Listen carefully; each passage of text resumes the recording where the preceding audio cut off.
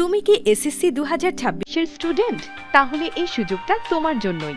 Talent search এক্সামে অংশগ্রহণ করে উইন করো প্রথম পুরস্কার ল্যাপটপ, দ্বিতীয় পুরস্কার ট্যাবলেট, তৃতীয় পুরস্কার স্মার্ট ওয়াচ সহ প্রথম 200 জন শিক্ষার্থী পাচ্ছ স্পেশাল পুরস্কার ও 50% স্কলারশিপে ভর্তির সুযোগ।